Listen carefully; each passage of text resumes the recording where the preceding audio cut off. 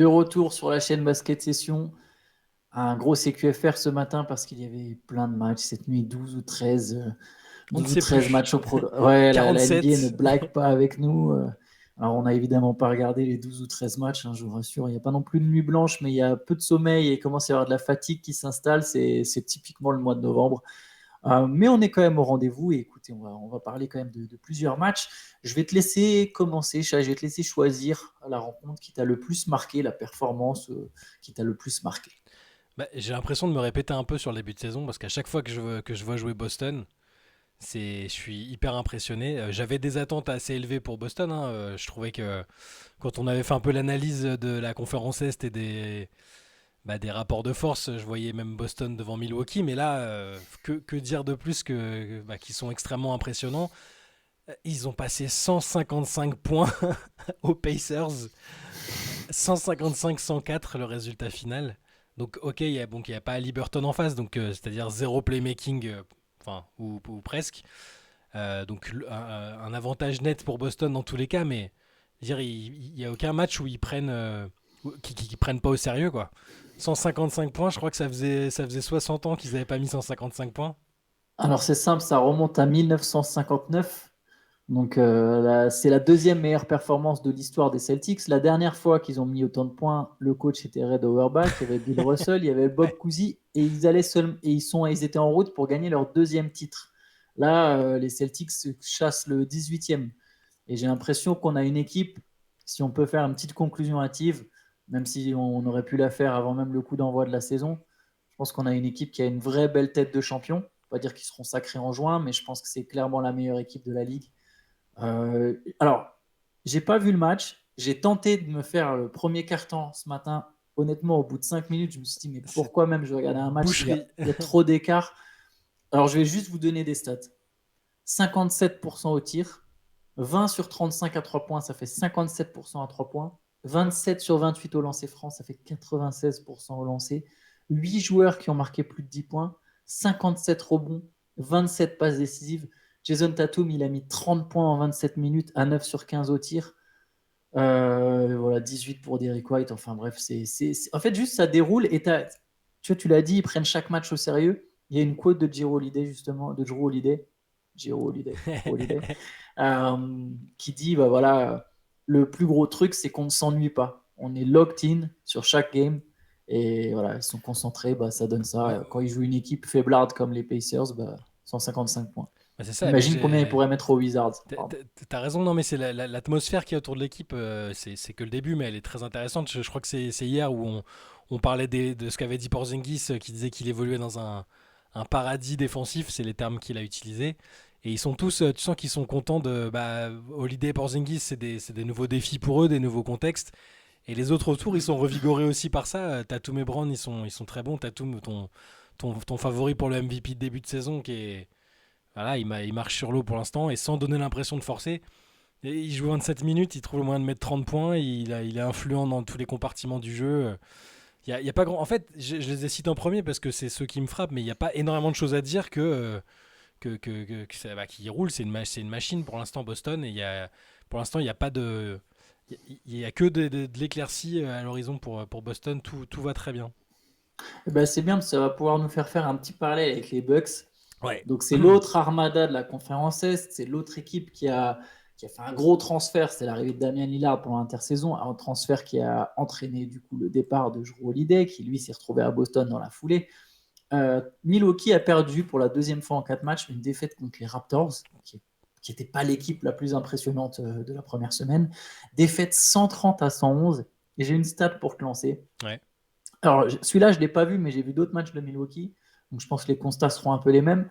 Milwaukee encaisse 119 points sur 100 possessions. C'est la deuxième plus mauvaise défense de la ligue, sachant que la plus mauvaise défense de la ligue, on vient d'en parler, c'est Indiana. Mais Indiana vient de prendre 155 points. Donc, théoriquement, ça a fait vachement gonfler, j'imagine, la moyenne sur 100 possessions.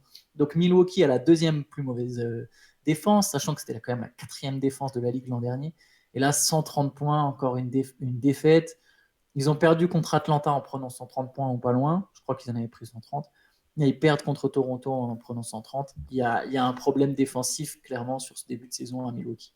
Bah, c'est ça. Là, dans un match comme celui-là, j'ai j'ai failli, j'allais dire, ils font passer Dennis Schroeder pour. Je cherchais la comparaison, mais on parle d'un MVP de Coupe du Monde quand même. Mais donc Schroeder a été énorme. 24 points 11 passes, mais non, Milwaukee, c'est très compliqué. On avait évoqué ces probables difficultés. Tu perds Jrue Holiday, tu le remplaces par Damian Lillard. Bah, les arrières adverses, ils brillent pour l'instant. Hein, c'est pas contre Lillard, c'est un fait. Donc le temps que ça vienne offensivement, bah, il y a ces périodes de latence où c'est compliqué en défense. Et au Milwaukee, collectivement, pour l'instant, arrive pas à trouver les solutions. Chris Middleton est limité au niveau du temps de jeu. Et voilà, tu l'as répété plusieurs fois depuis le début de la saison. C'est un peu le joueur clé pour les Bucks. S'il a le temps de jeu et la santé et le niveau qu'on lui connaît, ça va bien se passer. Là, il joue 17 minutes et bon, c'est un peu anecdotique. Et en défense, il surnage pas. Brook Lopez, qui est à la base un Defensive Player of the Year, au moins un aspirant, bah, c'est pas non plus folichon. Et après, il y a Yanis. Même tout Yanis qu'il est, il peut pas tout combler. Donc, c'est un peu. On s'y attendait aux difficultés, mais moi, je les voyais plus tard dans la saison, en fait, paradoxalement. Je pensais que là, sur le simple talent, ça suffisait. Qu'on allait les voir mettre des cartons à des équipes et qu'après, peut-être, il y aurait des soucis défensifs au moment où on arriverait vers les playoffs. Là, les soucis arrivent tout de suite. Alors, c'est peut-être un mal pour un bien. Peut-être que ça va les forcer à faire des ajustements.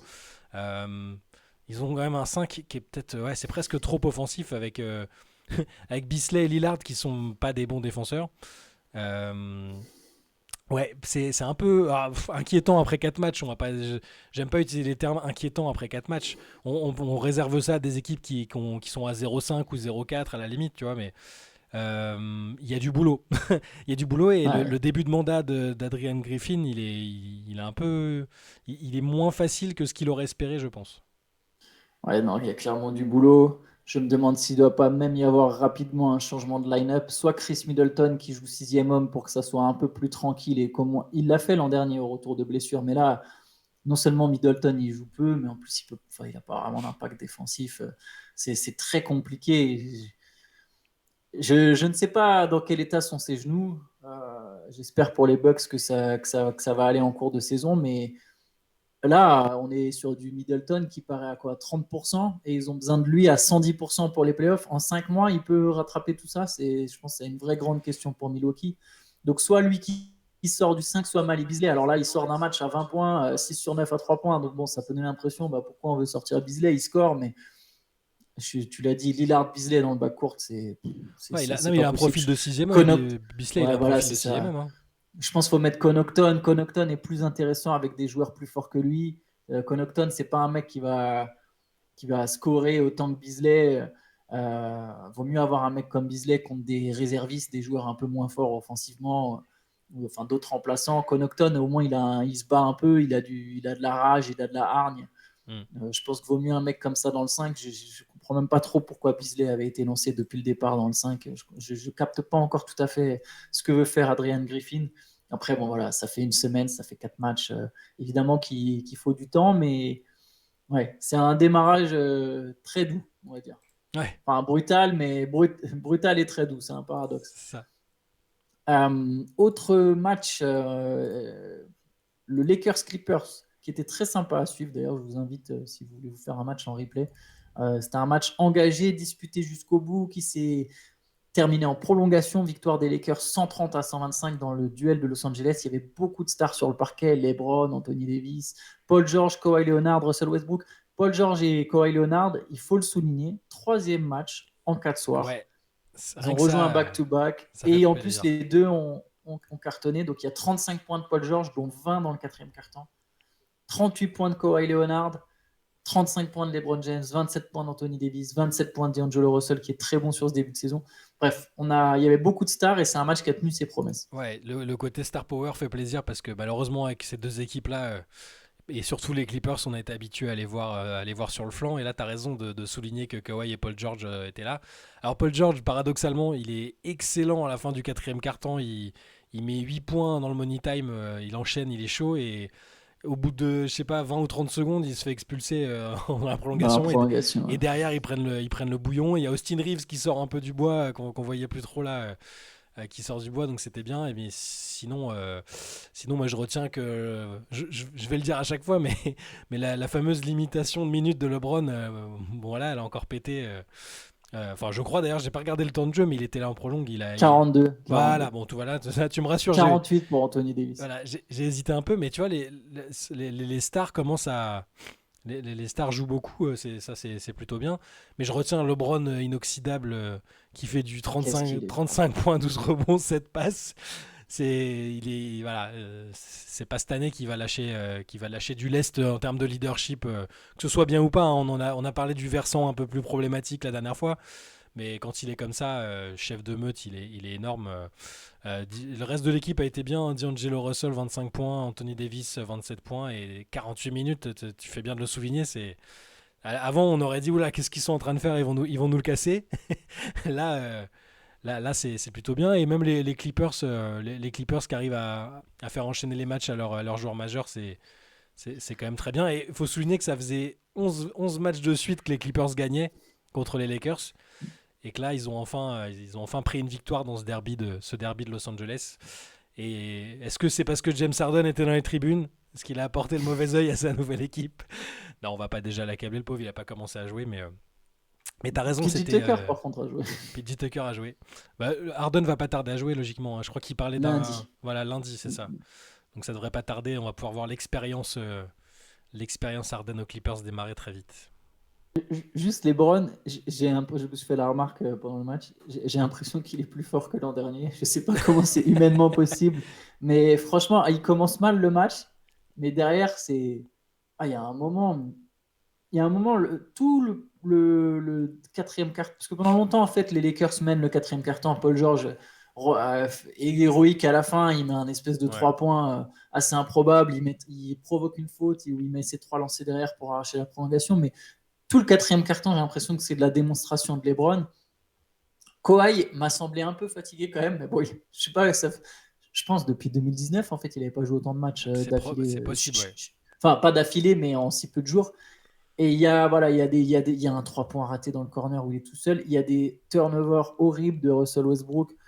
C'est bon, D'ailleurs, c'est un peu triste. On verra quel sera son rôle avec Harden. il a, Westbrook qui a fait 24 points, 11 rebonds, 8 passes, 4 interceptions, hein, mais 6 pertes de balles et surtout certaines et, pertes de balles dans des et moments clés. il a un tir pour égaliser, je crois, à la fin. Et attends, à 3 Et points, après, il met un 3 points clutch par contre aussi. d'accord. Pardon. Mais sur la fin, il le rate. Et derrière, du coup, il y a Christian Wood qui marque le panier, qui donne de Ouais. l'air définitivement. Ils, ils en ont tous raté un. Bones Island, Ouais. Kawhi Leonard, ils ont tous raté un 3 points, un Hmm. ou plusieurs 3 points décisifs. Mais En fait, les Clippers ils perdent de 5 points, mais en même temps, tu as l'impression qu'ils ont chié leur fin de match, si je c'est ça. peux me permettre l'expression, quoi. C'est ça. Mais globalement, sur leur début de saison, ils sont plutôt intéressants. C'est presque. Enfin, on va croire que on va pas accabler Harden, c'est pas ça. Hein, mais j'aurais bien aimé les voir sous cette formule, continuer de travailler sous cette version-là. Avec les deux, avec Kawhi et Paul George qui rejouent beaucoup.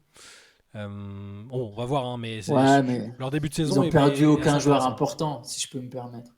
Si Oui, je, on c'est en a vrai. déjà parlé, mais je pense pas que les Covington, Marcus Morris, ni Nicolas Batum, surtout pas le Batum de cette année, de ce début de saison en tout cas, je pense pas que c'est des mecs qui auraient forcément. Après, oui, c'est Ouais. sûr, ils ont perdu défensivement, quoi. Mm. Bah, là, je pense que ça se voit sur certaines séquences, quoi. Ouais. Bon. Mais oui, je comprends ce que tu veux dire. En tout cas, juste justement sur Davis, sur Leonard, sur Paul George, euh, moi, je ne suis pas un partisan du load management, je l'ai déjà montré.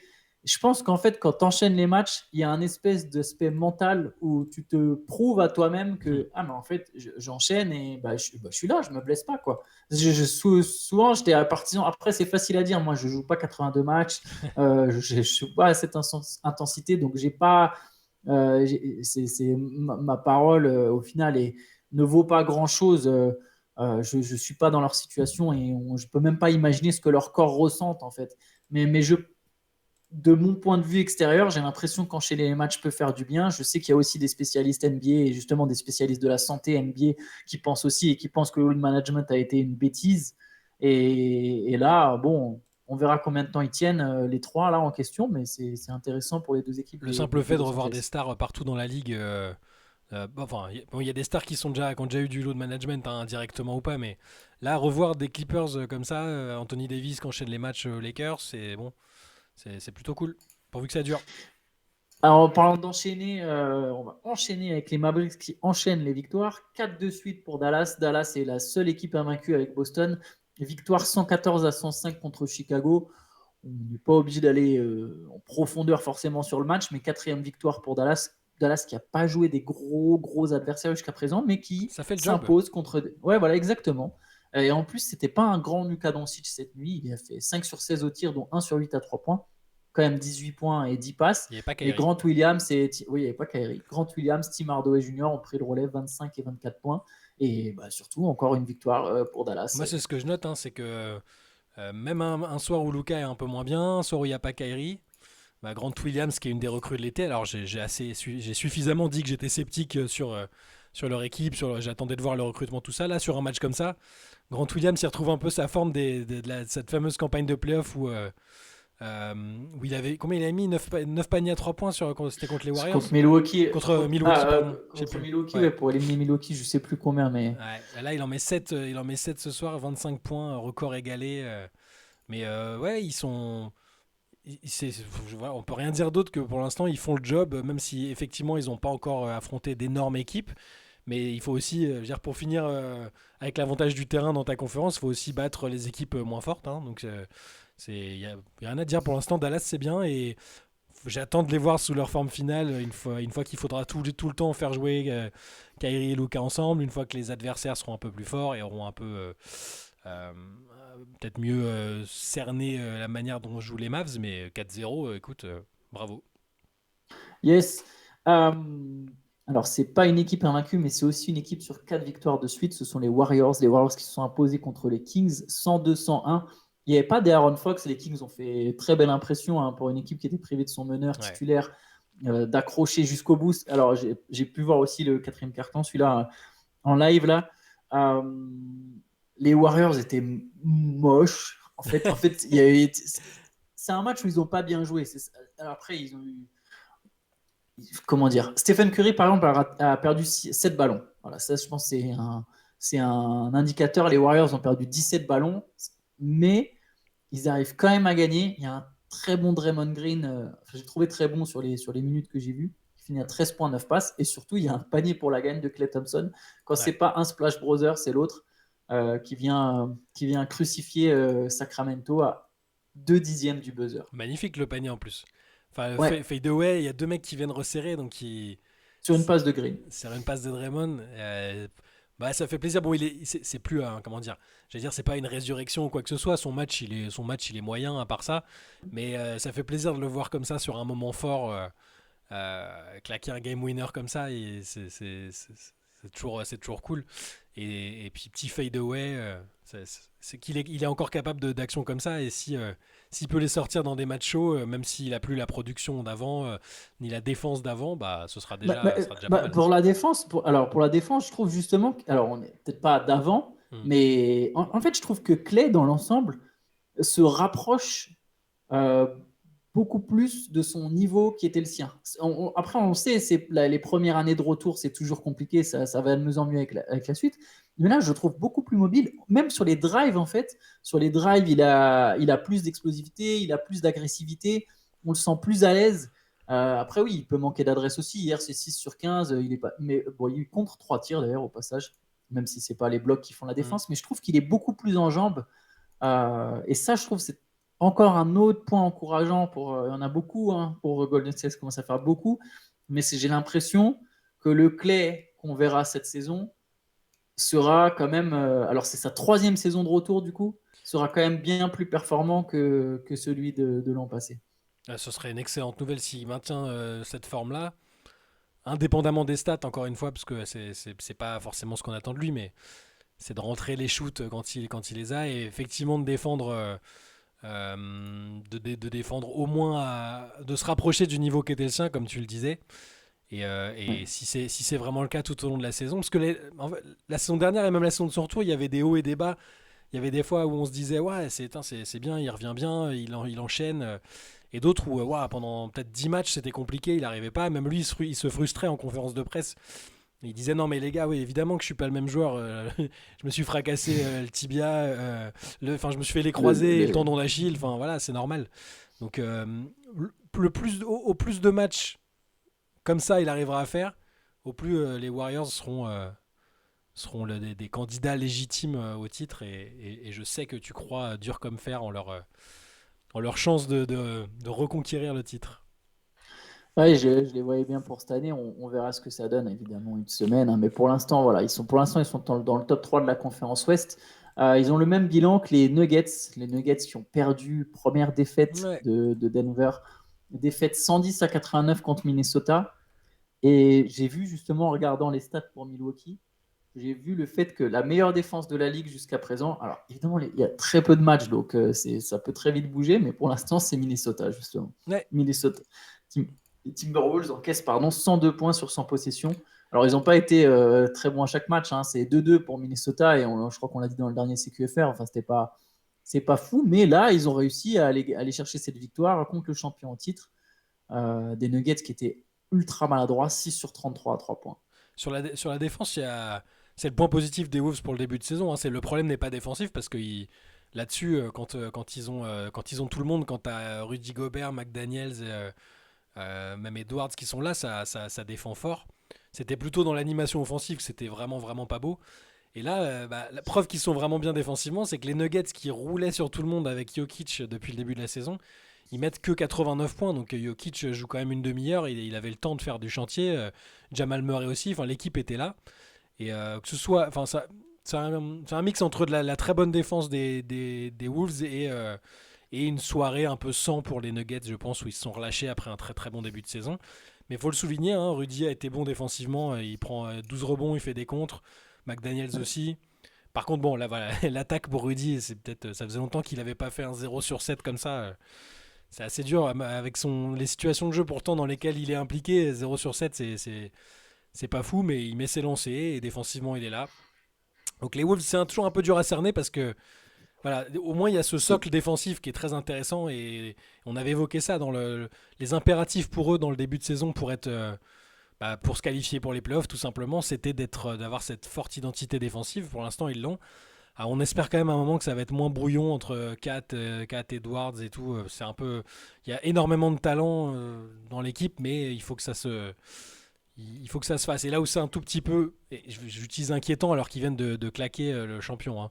C'est juste que c'est des joueurs qui se connaissent déjà, qui ont déjà un peu d'expérience ensemble. Ils se découvrent pas littéralement non plus, donc à voir. Mais une Après, victoire Gobert et sympa. Kat ont très peu de matchs ensemble. Ouais, c'est vrai, il faut le dire. Kat a été Ils ont blessé la moins semaine d'une dernière. saison complète Ouais.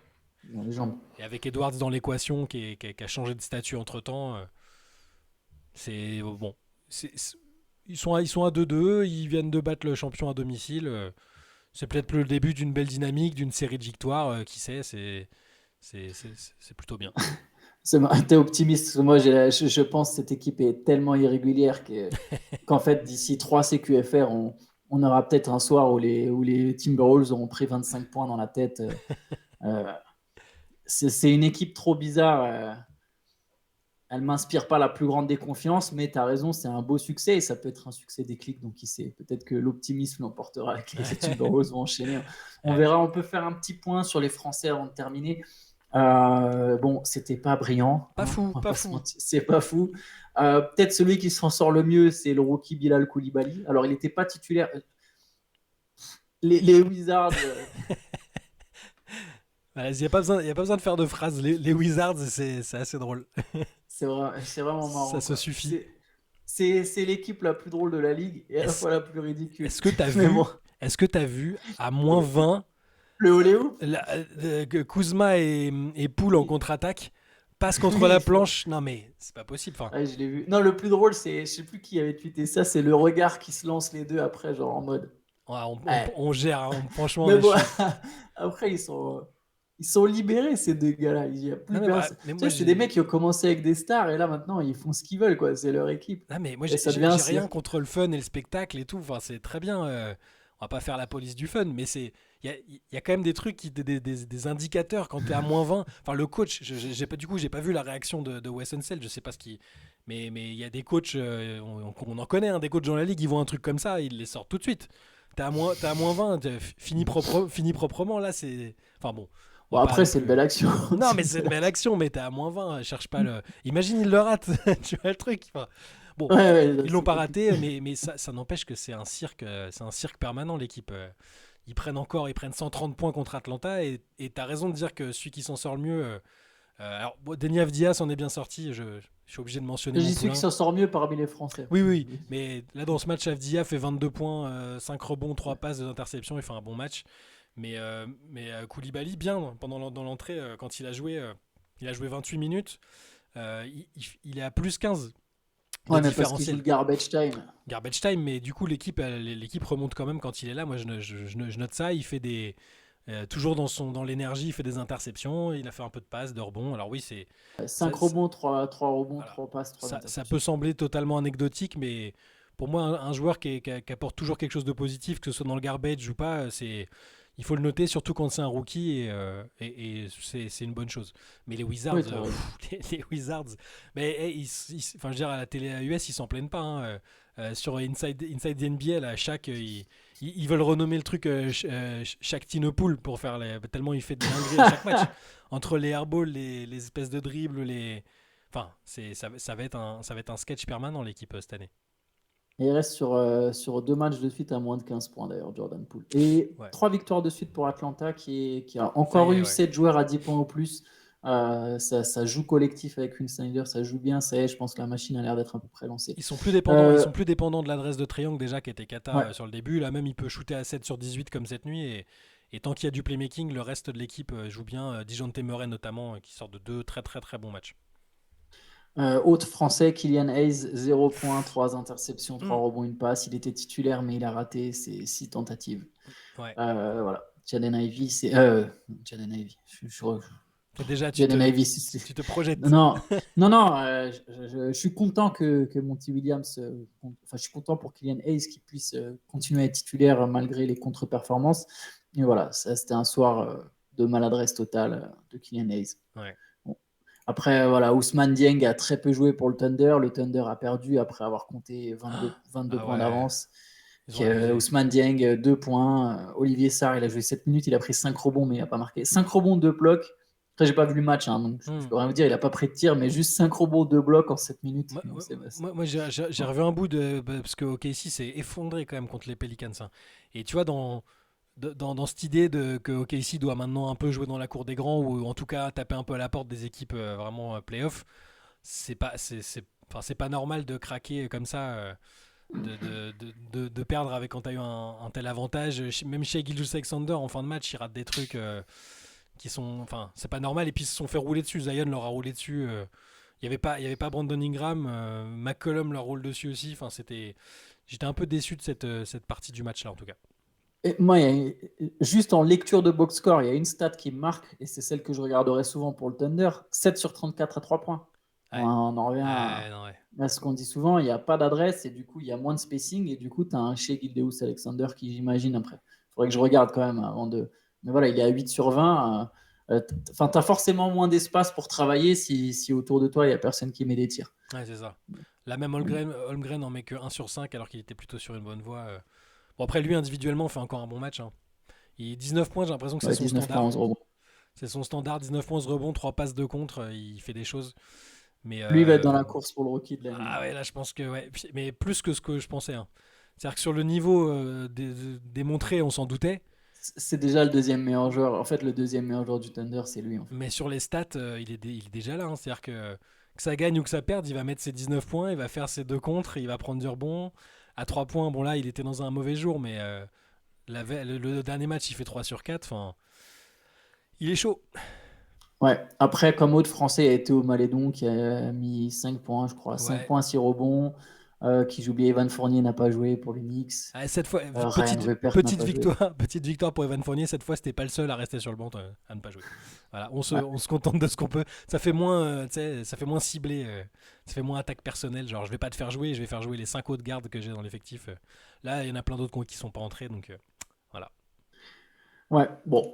Euh, voilà pour ce CQFR, on va s'arrêter là. On finit sur une mauvaise note. Bon, c'est comme ça. Aujourd'hui, il y aura le replay de la late session de Ouais. mardi dernier qui sera disponible sur la chaîne YouTube, hein, comme tous les jeudis maintenant. Vous avez peut-être pris date. Et demain, c'est QFR, comme Avec moins d'habitude. de matchs, plus reposant à analyser. Voilà. Peut-être que j'aurai un pull différent. Je Attention, sais pas si vous teasing. faites gaffe. Toujours soit un pull noir, soit ce pull rose. Peut-être que j'aurai un pull différent. Donc ça, c'est une bonne raison de regarder le CQFR de demain. Bon, allez, bonne journée à tous. Ciao, ciao. Ciao.